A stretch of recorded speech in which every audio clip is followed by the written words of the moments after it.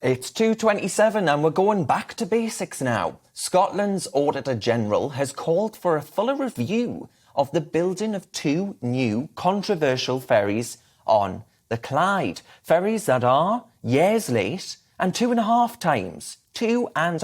times over budget. But in a recent report from Audit Scotland, they weren't able to review all the documentation relating to the awarding of a contract for these boats. So just what the hell is going on with Scotland's democracy? Here to explain all of this to me is Scotland commentator Jamie Blackett, who joins me down the line. Hiya, Jamie. Jamie, could you start off by just telling us how did they start? Because it seems to have just snowballed.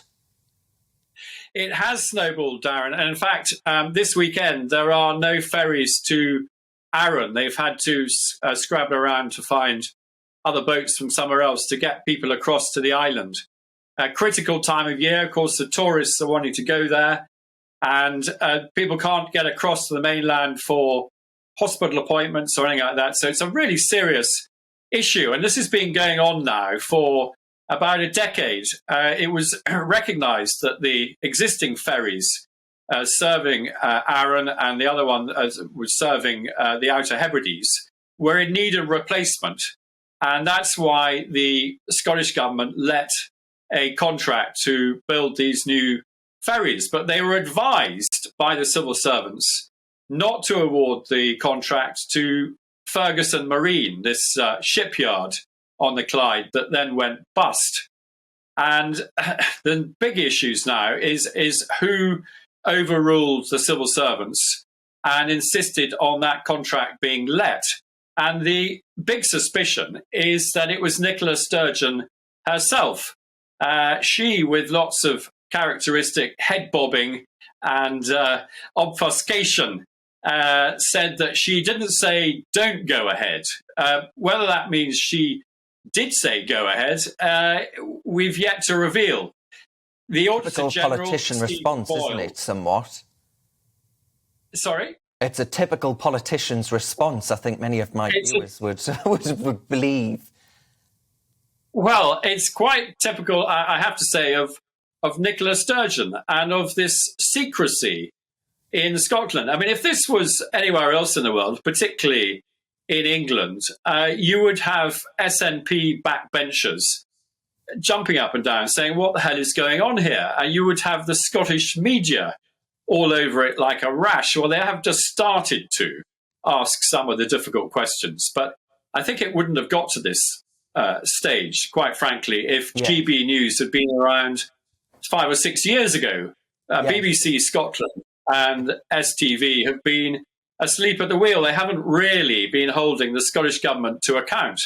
And democracy needs scrutiny, right? Democracy needs scrutiny. That's a fundamental point. But it's very important, I think, isn't it, to say that First Minister Nicola Sturgeon, of course, denies that there's been any kind of government cover-up after a key document that actually explained when a controversial contract was awarded without a full refund guarantee can't be found. And what the government will reflect on any lessons that they need to learn. That's what's been said.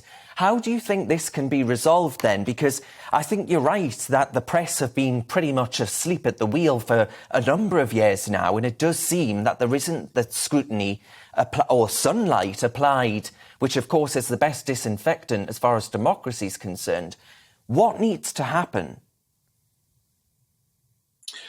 Well, I think in the case of these two ferries, the Auditor General needs to really get in there and get to the bottom of it. We had this extraordinary Putin-esque phrase from Nicola Sturgeon when she said she regrets the loss of the critical documents that would have given the answers that we all crave. I mean, it appears that the SNP have, frankly, put everything through the shredder that could give us the answers that we need on this.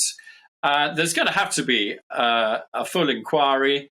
There is a parliamentary committee chaired by Richard Leonard, the former Scottish Labour leader. He's pointed out that not creating an audit trail for a major government procurement project like this is in itself actually a criminal offence.